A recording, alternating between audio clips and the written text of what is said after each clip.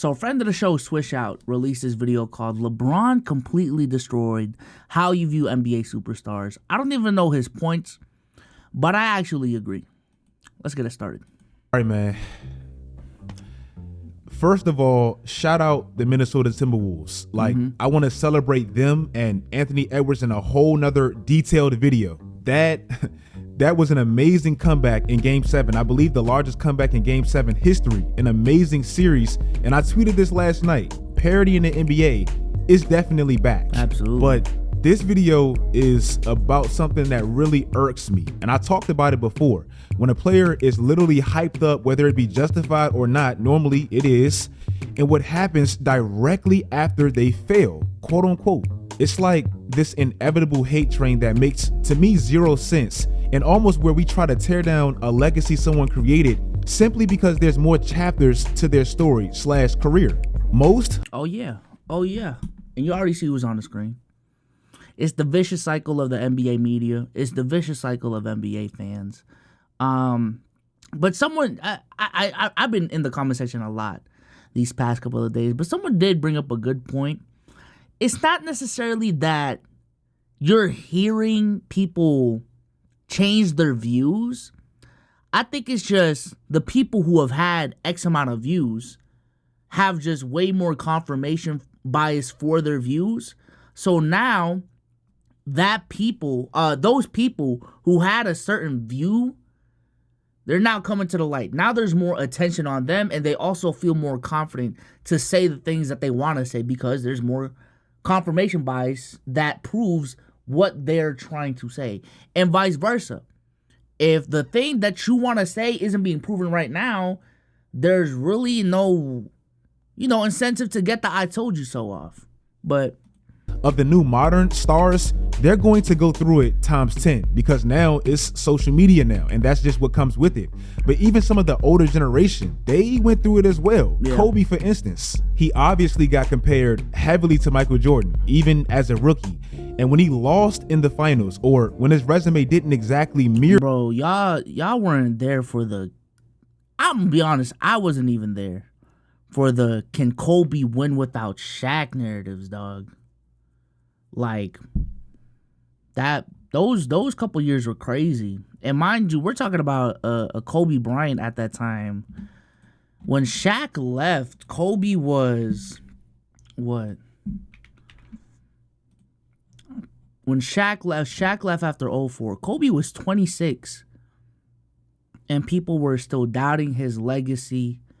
People were doubting how good he was because he just didn't get... I think the ultimate shut up for a lot of people is just getting that one ring where you are the best player. If you can tell people that, you have so much leverage in so many different conversations.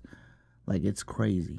The perfection that Jordan, quote unquote, had, it's like, oh, we knew he wasn't Jordan. He's a fraud. LeBron James, he's the clearest example and probably the biggest example that you'll know because of sports television and a man named Skip Bayless. Every time this man lost in the NBA Finals, even if the situation screamed, he was literally supposed to lose in that scenario, being without his two best players in the finals, playing the greatest team ever assembled. Sports media immediately raced the next day to tell you why he's not the golden standard to being the greatest of all time, Michael Jordan, when in fact, no, his career is just different. The obstacles are clearly different. Well, now, to me, LeBron has kind of had that effect on the sport. And man, I must be really getting old because now his career is starting to become the standard for the new modern superstars. Yeah. Nikola Jokic, he obviously just won his 3rd MVP. And that's going to come with a lot of criticism and a lot of close scrutiny for the smallest things. Shaq.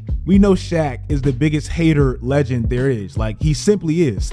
He seemed happy as hell to point out how dominant Minnesota was early in that series when it looked like they were damn near going to sweep Denver. We know Shaq. I think the parity era that we're in the NBA right now is also going to confuse a lot of people when it comes to discussing players.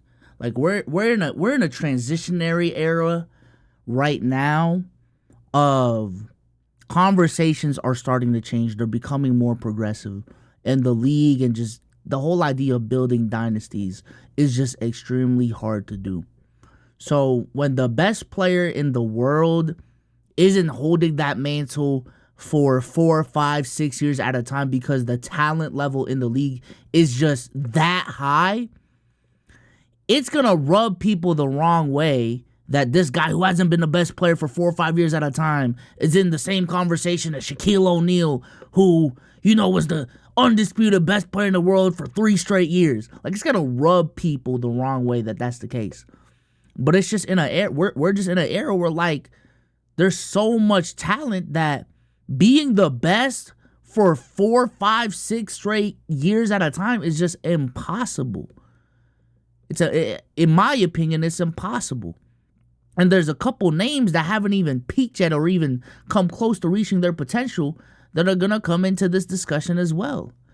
And I think Swish Out will touch on it.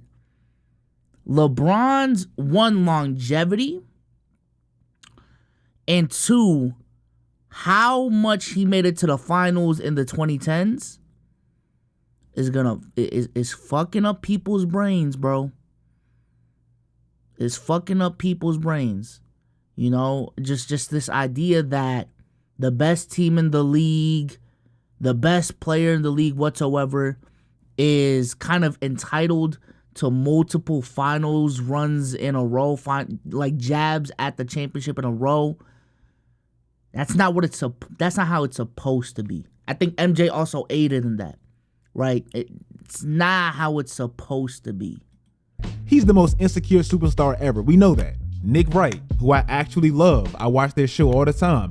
He came back out the closet when that series was tilting on their head and it looked like Denver was damn near going to get swept as an undercover Jokic skeptic. Tweets like this, tweets that I thought literally was put to rest after Jokic had one of the greatest championship runs you're ever going to see last year. But tweets like this even resurfaced without context. When Jokic was down... Oh yeah. The discrediting of championships. Like, we were all watching basketball last season, and, like, we weren't... It's weird that, like, we come up with narratives that didn't even exist when shit was going on at that time, bro. Like, it just makes no sense how we bring up these certain narratives. I mean, the Nuggets only faced 7 and 8 seeds the whole time. And I've seen the argument be brought up, like, a lot lately. They never faced a 50-win team. Like, okay. Discourse is getting tired. And even now, I've never seen excuses be preloaded. Not excuses, but there are excuses. Like, asterisks be preloaded as much as they are right now. Like, even when the bubble was happening, I think that was on some after the fact, now let's revisit it. But preloading the bubble argument, I don't even think that was there when the games were happening as they were. But now preloading the weak path to the finals excuse, it's cool. It's not cool, actually. It's not. 2-0 against Minnesota. I remember seeing this tweet and the narrative beginning to build.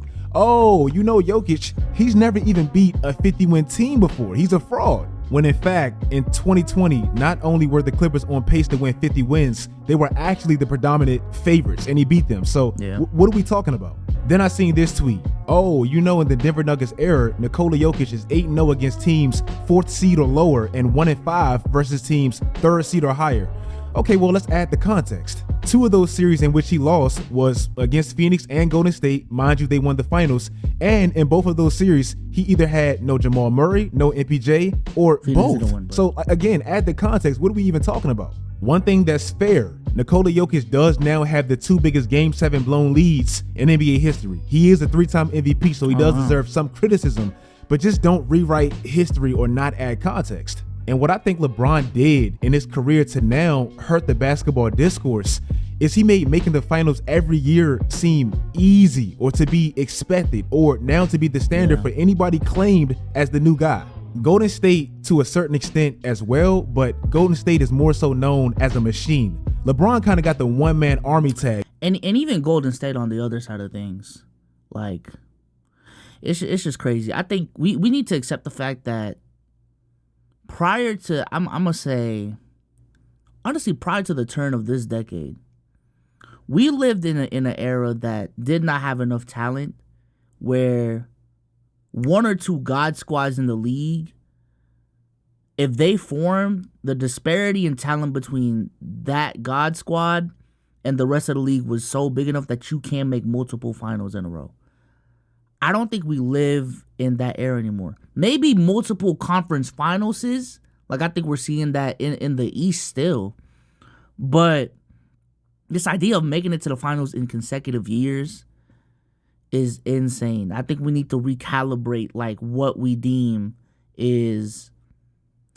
I think another thing, too, that not necessarily LeBron started, is just this idea that when a team loses, slander has to come follow it immediately. Right? Slander has to follow it immediately.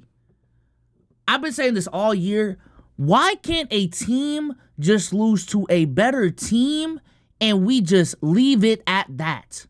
Why do we gotta recalibrate, point fingers, play the blame game, fire people, slander people, change people's legacies, change how we view certain people just because two even teams, and maybe there was even a slight favorite, one team outplayed the other, and why can't that just be it?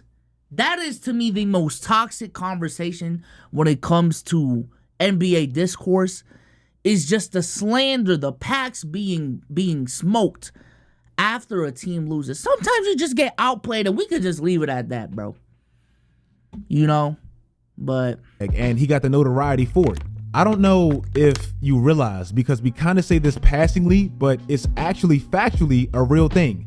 The NBA has more parity right now than it's ever had in the modern era. Like, ever. It's not even close. We not only have different champions for what's now going on 6 consecutive years. I looked it up. It hasn't been that way since the 70s, pre-Magic and Bird. But we're also about to have different teams in the finals for 6 straight years. We haven't even had a team make the finals for 2 straight years since Golden State. That is the definition of parity. Really unprecedented parity, because we haven't really seen it quite like this. That just shows how shaken up the league has really been. I heard Mike Malone say this after defeat last night, and really it made me appreciate how insane LeBron really is. But when you look at the fact that all the teams that are still playing, we played into June last year, a lot of basketball. And I think the run last season and coming back, and the amount of minutes that our starters had to play, I think mentally, emotionally, physically, I think guys are gassed.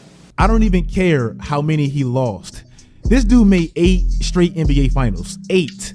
Do you understand how mentally and physically taxing that is for a player? Not just a player, but the dude that's actually carrying the load. Just for context, mind you, he won 2 MVPs in that span as well. But from 2011 to 2018, I want you to really understand how crazy his mind and body had to be in that. And also to be consistently available too. You know what I'm saying? Like, LeBron hasn't really had any major injuries up until 2019, his first season on the Lakers. I think the market of 2019, once he went to the Lakers, was when he started becoming injury prone. But up until then, bro, Bron was going deep playoff runs, finals every single year. Playing high minutes, being the number 1 option on his team, and not getting injured. That to me is like a very underrated part about LeBron's legacy. Span in which he made 8 straight finals. You know who led the league in regular season minutes in that span? It was also LeBron. Obviously, he led the playoffs in minutes in that span, but look at exactly how much he led.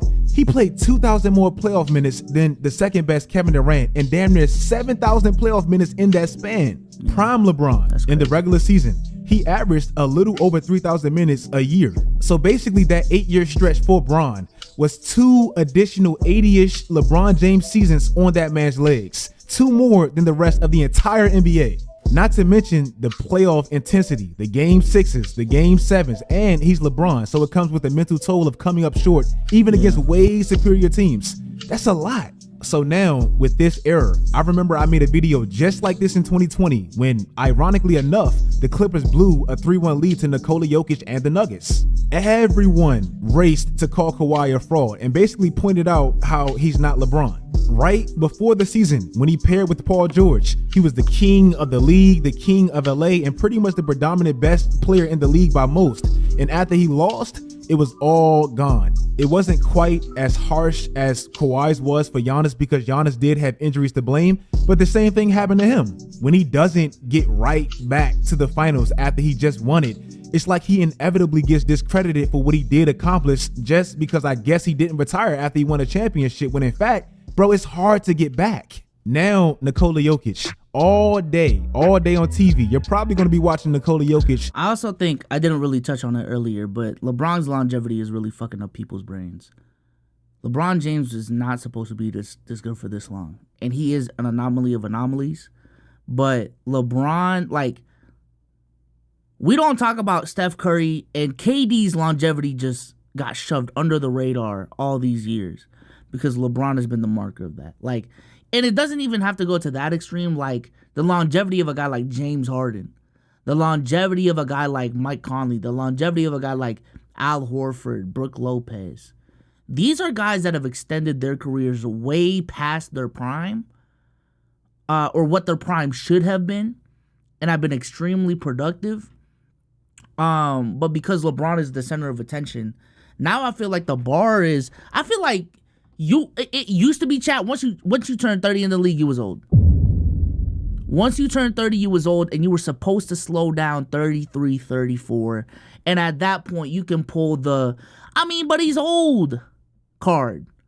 You know, like, he's not supposed to be the number one option card. Because the amount of number one options in the league before that was 33 and up was MJ. And even then, like, he retired at 35, right? For Chicago. Was MJ, maybe Kareem, and that's about it. You know what I'm saying? Being a number one, I don't even think Kareem even reached that point. But now we're getting to a point where LeBron, mind you, his 34-35 season was 2020. He's still performing at 25, 27 point per game rates in 2024. KD and Steph Curry are still putting up all NBA numbers.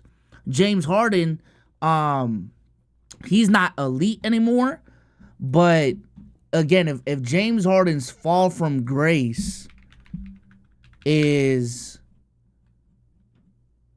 17-9 along with 5 assists, that's a pretty good fall from grace, if that's what falling from grace is now. And even in the season prior, at age 33, he was still putting up 21 and 11, leading the league in assists. Like, we're looking at some pretty crazy longevity now, dog. With the most disgusting narratives ever, simply because he lost to a good team and probably the next face of the NBA. Tim Duncan, he's the perfect player to use because, one, he gets compared to Nikola Jokic. Nikola Jokic is the modern Tim Duncan, and his career mirrors exactly what I'm talking about. Tim Duncan, we know, he's easily a top 6, top 8-ish player ever, however you rank it. To me, his resume is insane when you really look at it. And we know he never won back-to-back championships. But I want you to look at directly the seasons after he won championships and what really happened. And I'm sorry I even have to do this, Timmy, but I gotta make this point real quick because people have lost their minds on Nikola Jokic. Tim Duncan in 04, fresh off a back-to-back MVP campaign and an NBA championship. 2-time MVP, 2-time NBA champion. Second round against the Shaq and Kobe Lakers. The last year Shaq and Kobe played together where they made the finals, and we thought, how did they even make it to the finals going through all that year? The Spurs, they actually went up 2-0 in that series, and they absolutely collapsed in the last 4. In those last 4 games, those last 4 losses, the back-to-back MVP shot 23 for 60. That's 38%. And I think it's the combination of Mike and LeBron, to be honest with you. And I guess I'm not trying to take all the credit away from LeBron, ? But like, if you just look at all the other stars in the league post merger, they were dominant stars. Maybe Shaq too. But there were dominant stars, but they weren't dominant to the point where they're going back to the finals every single year and just winning for 5, 6, 7 year stretches. You know what I'm saying? And I think that level of excellence is just not attainable now. I don't think players have gotten worse. It's just those standards are extremely high. Extremely high and we've been spoiled by it that we just think it's the norm now when it's not. Averaged 4 turnovers a night. Was he a fraud or did he just lose? And it happens. The year after they won in 05, the Spurs, they had their best season of their franchise's history up to that point. Won 63 games, had the first seed, all that. And they actually played Dallas, the team that made the finals that year. Dirk Nowitzki, a crazy matchup between him and Tim Duncan. It went 7 games, just like the series versus Minnesota. And in game 7, Tim Duncan had a great game, but it went overtime. And Tim Duncan went 1 for 7 in overtime. Is he a fraud? No, he literally just lost, and it happens. In 08, after he won his 4th championship. Yeah, like how it's supposed to go is you win this year, you lose this year. Hey, you might even go back to back. Oh, good shit. And then you lose this year, you lose the next year, you lose the next year, then you win. Like that's how NBA basketball should be, but just the spoiledness of, oh, he's back in the finals. That was bad for the culture. They met the Lakers in the conference finals, and the game was tied 2 games apiece, and they lost the last 2 games. In the last 2 games, Tim Duncan went 17 for 45. Was he a fraud? No. Denver played 32 playoff games since last year. That's more than anyone else. Nikola Jokic, off of that playoff run, played 79 games this year. This is not an excuse, but bro, please stop with the fraud narratives. What LeBron did in the 2010s, bro, that's not normal. What Jordan did in the 90s, that's not normal. If the legends of today, if they don't exactly mirror that, bro, they're not frauds. Jokic literally led his team in everything in the playoffs. Minutes, points, rebounds, assists, steals, everything. Him losing definitely does not take away from the greatness. He's not a fraud MVP. He doesn't have a fraud resume, none of that. Let's just appreciate. What I want to know is who rushed the timelines for when people and when players. Who rushed the timeline for when players are supposed to win a championship by? Who did that? Who did that? Is it a years in the league thing? Is it a by age thing? Because I'm seeing it. I've been seeing it these last 5 years, and I think it really, to me, it started with Giannis. This rush to, as soon as you get a competitive team before 25, it feels like you got like a 3-year clock to make it work. It feels like if you get a good team at age 23, oh, you got a great team at age 23, you're already this good, you should get it done in the next 3. Who started that shit? Let me know in the comment section down below, because I'm trying to think if that's LeBron, but I don't even think that was LeBron. Like, LeBron made it to the finals at age 22. And I guess there was like a lot of pressure for him to win a championship before he went to Miami. So I guess it may have been LeBron, but that's necessarily LeBron being great and changing our perspective. I just think that's motherfuckers being on LeBron's dick. But nah, because I don't think this was the case. Maybe Kobe, because Kobe won pretty early on in his career. I think Kobe, relative to everyone else in history, probably had the most success, outside of Bill Russell, probably had the most success from a winning perspective out the gate compared to everyone else. So maybe Kobe fucked up our relationship with championships then. But I've been seeing it so many times. And I told y'all, we're going to start seeing it with Anthony Edwards, with already how much we've hyped him up. I'm seeing it with Luka right now. I'm going to start seeing it with SGA soon. I'm seeing it currently with Tatum. I saw it with Jokic up until last season. I saw it with Giannis. What is up with people trying to rush timelines and making it seem like if you don't have a championship by age 26, you're a fraud? Your career, your legacy's defined at age 26, 27? Like, what are we doing, bro? I'm even leading to the point where It may not have to do anything with basketball. It may be like TikTok brain rot or like just social media fucking up our heads, bro. I guess a more basketball reason would be just the one and done aspect of things, because I think let me look. When Michael Jordan won, he was drafted in 85. He won in 1991, right? But he came into the league at age 21. So 1, 2, 3, 4, 5, 6, 7. He got it done year 7, right? Yeah, he got it done year 7. But for a guy like LeBron, at year 7, 1, 2, 3, 4, 5, 6, 7. Year 7, he still didn't have a ring.